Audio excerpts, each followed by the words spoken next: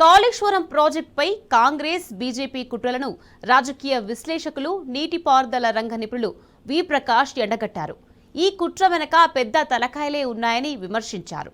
మేడిగల్ల పిల్లలు కుంగిపోవడానికి గల కారణాలను ఏ కమిషన్ స్పష్టంగా చేయలేకపోయిందన్నారు.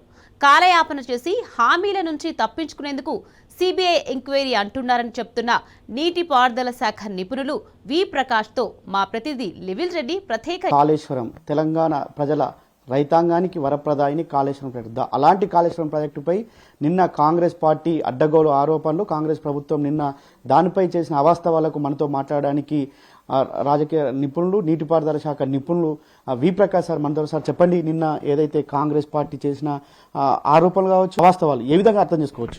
నిన్న రేవంత్ రెడ్డి తన నగ్న స్వరూపాన్ని బట్టబయలు చేసుకున్నాడు అసెంబ్లీలో. హరీష్ రావు గారు మాట్లాడుతున్నప్పుడల్లా ఎవరో ఒక మంత్రి లేవడము, ముఖ్యమంత్రి లేవడము, ఒక గంట సేపట్లో 33 సార్లు లేస్తే ఎవరైనా ఏం మాట్లాడతారు అంటే ఇక్కడ ఎవరి తొండి అనేది ప్రజలకు అర్థమైంది. కాళేశ్వరం గురించి ప్రజలకు అర్థమయ్యేటట్టు చెప్తా అంటే చెప్పనీయకపోవడం అంటే ఏంది?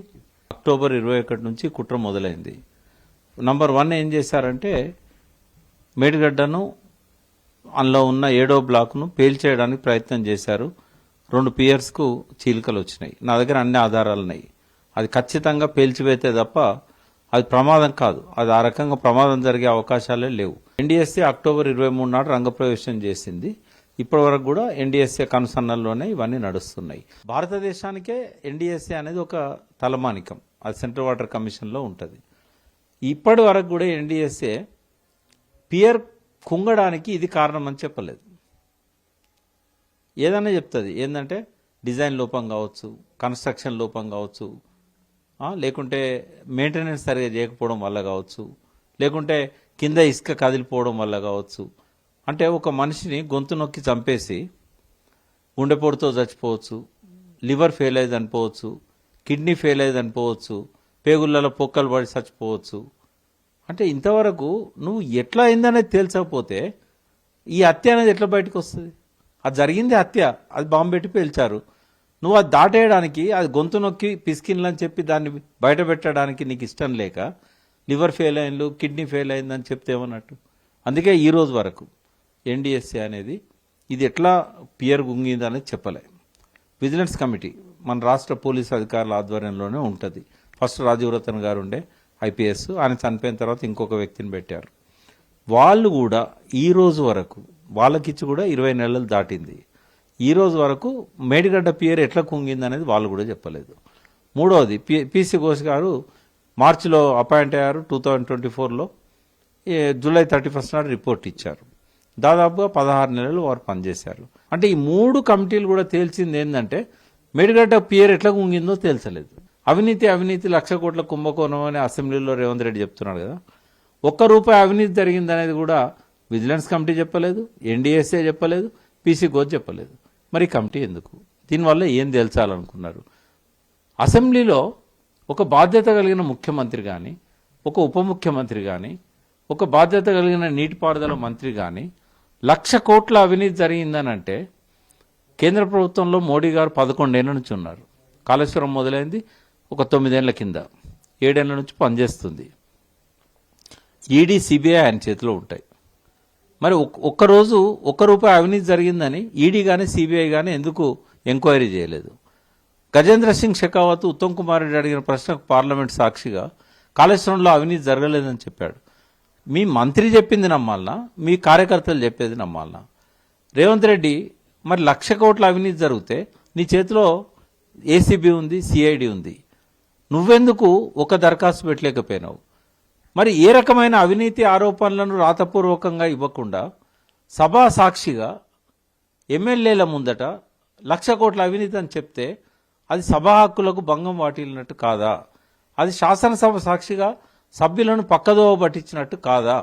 నేను బీఆర్ఎస్ ఎమ్మెల్యేలను రిక్వెస్ట్ చేస్తున్నా, లేదా బీజేపీ ఎమ్మెల్యేలను రిక్వెస్ట్ చేస్తున్నా, ఈ 1,00,000 కోట్ల అవినీతి ఏందో రేవంత్ రెడ్డి ప్రూవ్ చేయాలి.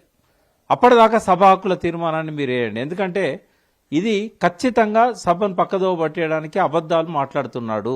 ఒక ముఖ్యమంత్రి బయట అబద్ధాలు మాడితే నడుతుందేమో, కానీ అసెంబ్లీలో అబద్ధాలు మాట్లాడవచ్చా? ఈ ప్రశ్నలకు సమాధానాలు శాసనసభ్యులే చెప్పాలి నాకు. మరో పక్క సార్ ఇవాళ మీరు ఏదైతే మొదటి నుంచి కూడా మొదటి వ్యక్తి మీరే దాన్ని పేల్చారని చెప్తున్నారు.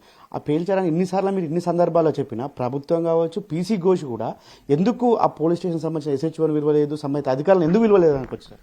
అంటే ఈ కాళేశ్వరం కుట్ర వెనకాల పెద్ద తలకాయలున్నాయి. ఒక తలకాయ ఏమో దేశాన్ని పాలిస్తున్నది, ఒక తలకాయ ఏమో పక్క రాష్ట్రాన్ని పాలిస్తున్నది, ఇంకొక తలకాయ ఏమో ఇక్కడ రాష్ట్రాన్ని పాలిస్తున్నది. ఈ మూడు తలకాయలకు సంధానకర్తగా ఇంకో తలకాయ ఉన్నది. అదేంటంటే ఒక సీనియర్ IAS చాలా కాలం అక్కడ పక్క రాష్ట్రానికి చీఫ్ సెక్రటరీ, ఇక్కడనేమో ఇరిగేషన్ సెక్రటరీ, ఇప్పుడు వచ్చి ఏకంగా అక్కడి నుంచి వచ్చి ఇక్కడనే చక్రం తిప్పుతున్నాడు. ఈ బీహారీ బాబు, ఆ బెంగాలీ బాబు వీళ్ళందరూ కలిసి తెలంగాణ ప్రజలను మరొక్కసారి నట్టేట ముంచడానికి ఈ మేడిగడ్డ కుట్ర అనేది జరుగుతూ ఉన్నది.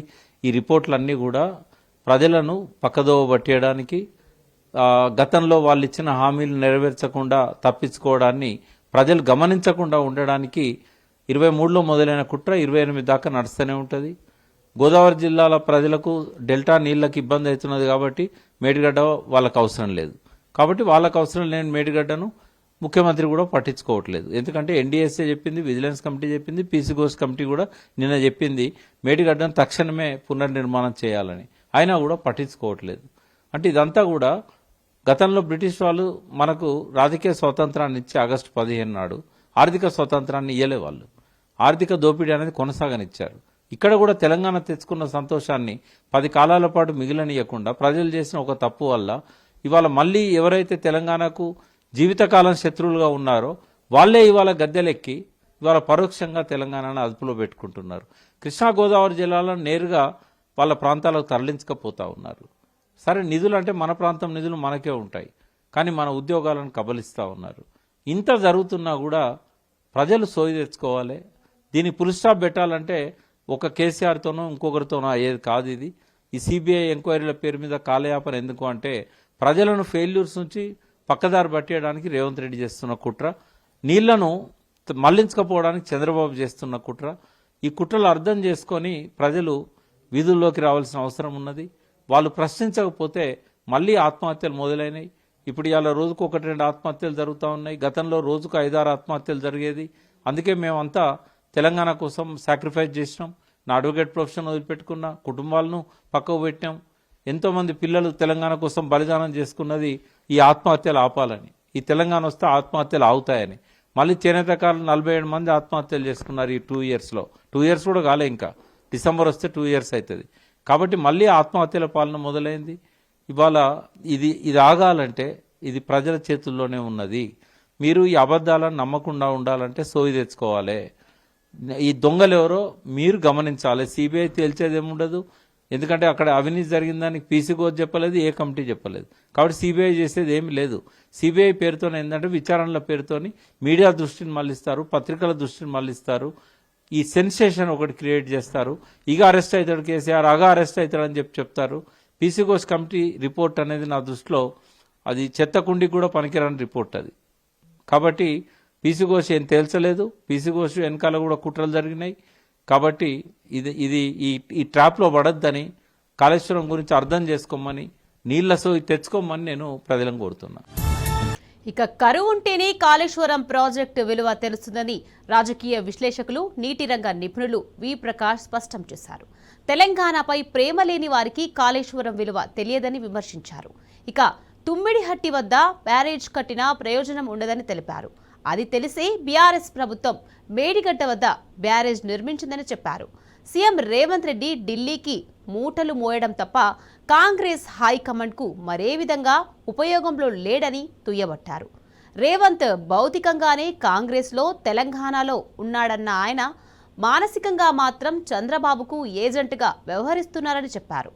మోడీని ప్రసన్నం చేసుకునే ప్రయత్నం చేస్తున్నారని నిప్పులు చెరిగారు. కొంత ఆత్మహత్యలు తగ్గాయి, పంట దిగుబడి పెరిగిందని మీరు చెప్తున్నారు, చాలా మంది చెప్తున్నారు. కానీ నా కాంగ్రెస్ ప్రభుత్వం కాళేశ్వరం ప్రాజెక్టు లేకున్నప్పటికీ, ఆ నీళ్ళు ఎత్తిపోయినప్పటికీ మేము 2 లక్షల పైచిలకు మెట్రిక్ టన్నుల ధాన్యం పండించాం. తెలంగాణ దేశానికి ఒక రోల్ మోడల్ అయిందని చెప్పేసి నిన్న ఉత్తమ్ కుమార్ రెడ్డి పేరు వచ్చారు. దానికి కారణం ఏంటంటే గత 2 సంవత్సరాల నుంచి కూడా రేవంత్ రెడ్డి ముఖ్యమంత్రి అయిన తర్వాత 2 సంవత్సరాల నుంచి కూడా వర్షాలు బాగా పడుతున్నాయి. నార్మల్ రెయిన్ఫాల్ కంటే ఎక్కువ పడుతున్నది. కాళేశ్వరం కట్టింది వర్షాలు బాగా పడ్డప్పుడు ఉపయోగించుకోవడానికి కాదు, కరువు విలయతాండవం చేసినప్పుడు హైదరాబాద్కు మంచినీళ్లతో పాటుగా కనీసం ఒక 30-35 లక్షల ఎకరాల కన్నా సాగునీరు అందాలి. సో ప్రాణహితల కరువు కాలంలో కూడా నీళ్లుంటాయి. కాబట్టి కరువు ఉన్నప్పుడు కాళేశ్వరం అర్థమవుతుంది. 2 నెలల నుంచి వర్షాలు పడుతున్నాయి కదా, మొన్న ఒక 2 నెలలు లేట్ అయినందుకు ఉత్తర తెలంగాణ అంతా నాట్లేసుకోలేకపోయింది. ఆగస్టులో నాట్లేసుకున్నారు తన్లాడిన్లు. కరువు వచ్చినప్పుడే కాళేశ్వరం, కరువు రానప్పుడు రేవంత్ రెడ్డి ఉన్నా అక్కడ కేసీఆర్ ఉన్నా కూడా పంపులు తిప్పరు వర్షాలు పడ్డప్పుడు. ఇలా శ్రీరామ్ సాగర్ గేట్లు తీశారు. శ్రీరామ్ సాగర్ గేట్లు తీసినాక మేడిగడ్డతో పనే ఉన్నది. ఎందుకంటే శ్రీరామ్ సాగర్ నుంచి వరద కాలువ వెళ్తుంది, ఆ వరద కాలువ మిడ్ మానేర్ పోతుంది. మేడిగడ్డ నుంచి వచ్చే నీళ్ళు ఎక్కడ పోతాయి? మిడ్ మానేర్కే పోతాయి. అంటే ఒకవేళ వరద కాలువ వల్ల శ్రీరామ్ సాగర్ గేట్లు తెరిచే అంత వరద వస్తే వరద కాలువ నుంచి నేరుగా మిడ్ మానేర్ పోయినప్పుడు మనం అన్నారం ఎందుకు నింపుతాము, సుందిళ్ళు ఎందుకు నింపుతాము, ఎల్లంపల్లి ఎందుకు నింపుతాము, లిఫ్ట్లు ఎందుకు ఆన్ చేస్తాము, ఎల్లంపల్లి నుంచి మళ్ళీ మనం నందిమేడారము గాయత్రి పంప్ హౌస్ ఎందుకు ఆన్ చేస్తాం? మొన్న వర్షాలు కొద్దిగా లేట్ అయినాయి, కడెం నుంచి వరద వస్తుంది.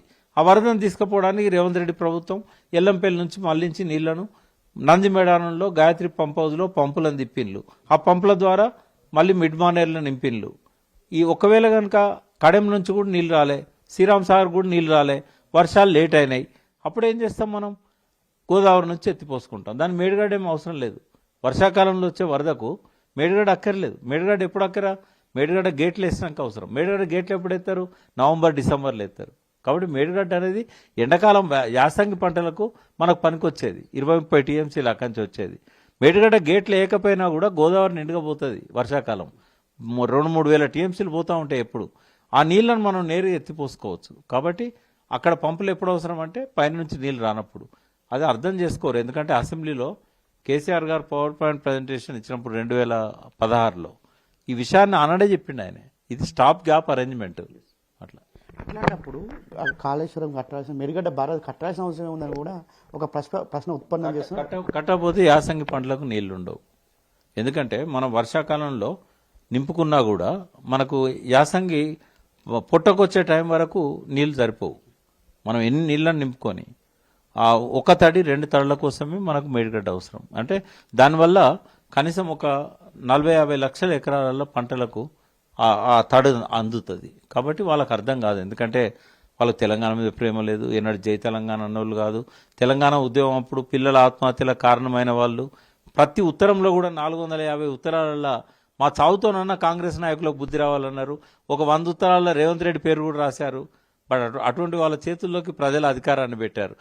ఇవాళ పదే Kaleshwaram useless, Pranahita ever green, ఖచ్చితంగా మేము ప్రాణహిత కడదామంటే అక్కడ ఫీజిబిలిటీ ఉందా సార్? అసలు ఫీజిబిలిటీ ఉన్నా లేకున్నా ఇవాళ కాంగ్రెస్ పార్టీ ఆ విధంగా చేస్తున్నా అసలు అక్కడ కట్టే ఆస్కారం ఏమైనా ఉందా?